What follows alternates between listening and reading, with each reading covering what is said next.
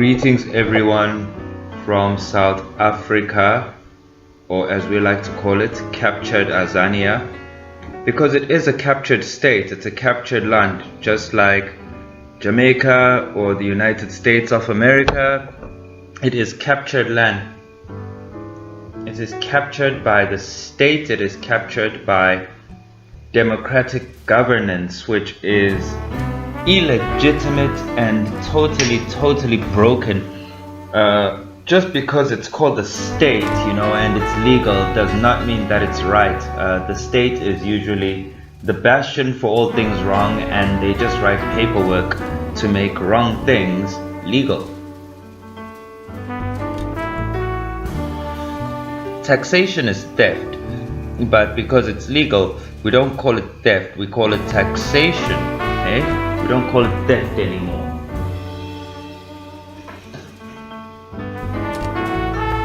Funny that I really can't stand how these terms change when you're talking about governance, but when you're talking about counter-governance or self-governance, it becomes known as anarchism or terrorism or chaos. It's funny that how they frighten you into staying in their little box, serving them and paying them your hard-earned money, which was invented, by the way, but paying them in your resources more than anything, paying them in your time, paying them in your effort, paying them in your labor. This is the problem with governance. Governments are a problem. Governments are criminal organizations. But of course, it's funny that the public will say I am the mad one, that I am the one who's actually off my rocker, that I'm actually not on center with this. I will get told that I have a problem, when actually it is the problem that has us. The problem has us, and we are so unaware of how had we are that we actually are looking for problems everywhere else.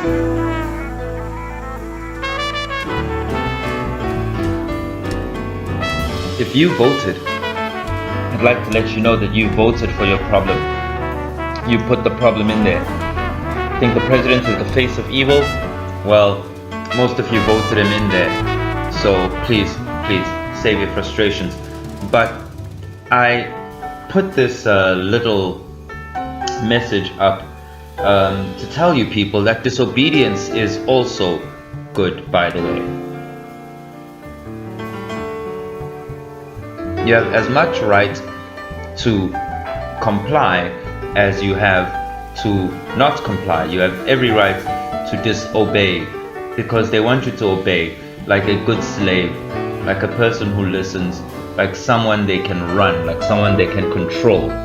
But this is not what you should be. You should be someone under your own control, and you decide what to obey and what to disobey.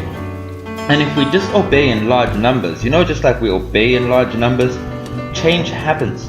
Change happens when we focus our consciousness as a mass, as a group. Change happens. How do you think we vote one idiot into government? Well, I don't vote, actually. I don't vote at all. I am against elections because they're also a fucked up creation from a fucked up system.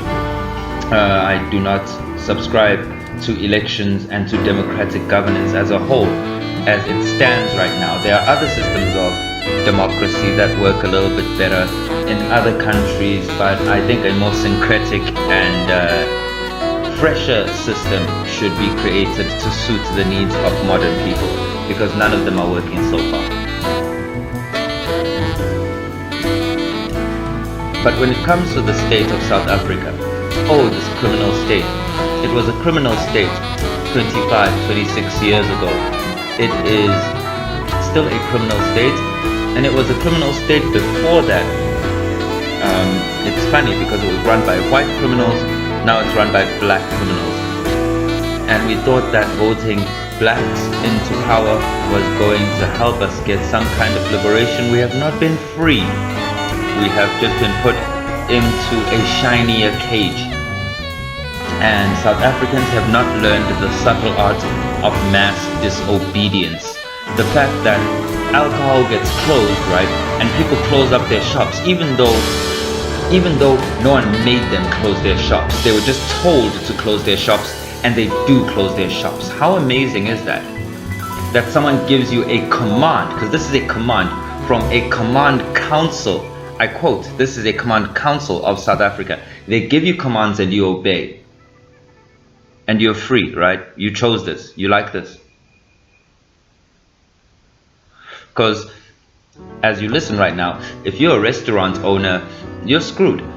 And if you are a person who works at a restaurant, you're screwed.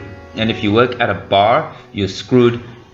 Anywhere that serves people and is going to actually make you money, you're screwed. And it's not just COVID, actually. This is just giving them a chance to flex the power they've always had, the power you've always given them. And now you see what it costs you. You see what it truly means to vote and to give people power. You have the power to disobey. Never forget that you have the power to disobey, to make new rules, to make rules for yourself, and to disobey rules that do not work for you. You have every right to disobey. And if we disobey in large numbers as an entire nation, if we open up our shops, if we sell everything, we'll be good. We'll be good if we open up our shops. If we stick to the safety protocols that we stick to, if we work how we worked throughout this year, we'll be good. But we don't have to be obedient to everything that we are given, because our country is going to fall apart in the hands of people who let it fall apart, and then they're going to blame the government. We can't blame the government. We made the government. We put the criminals there. We made these criminals. We put them in their positions, and we feed them with our taxes and with our compliance. But this compliance is a lie, because we do not comply. We obey like slaves. That's what's happening as a nation. And then I say we because I speak as a member of this group of people. I'm not part of the nation of South Africa.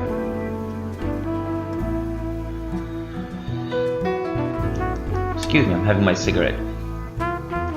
South Africa is a fiction. South Africa is a created thing. The people are not. The people are the people. They are the people of a territory that is known as South Africa because it is of the south of Africa. But government and the government of South Africa, I do not find legitimate. And I do not legitimize states. States I do not legitimize. The state is a criminal organization, and I cannot comply to a criminal organization just because it's been running for a very long time.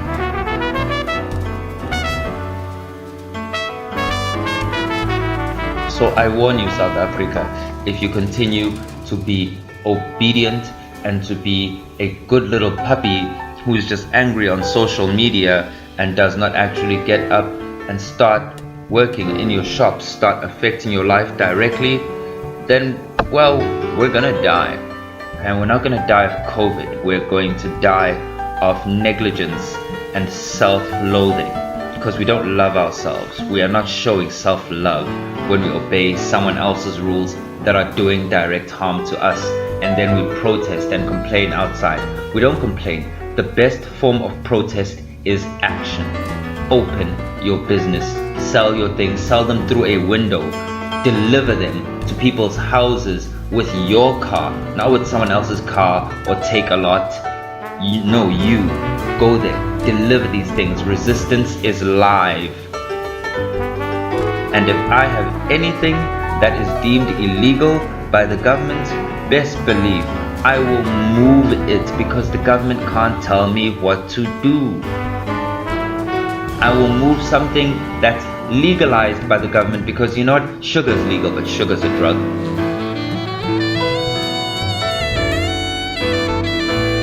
Coffee is legal, but coffee is a drug. You can buy all kinds of drugs legally over the counter at a place they call a pharmacy, because they let them sell drugs, don't they? But if I am selling drugs I made from the herbs outside of my garden, they want me to be licensed. They want me to pay them so I can do what I did so I can do what I grew. They want me to pay them licenses.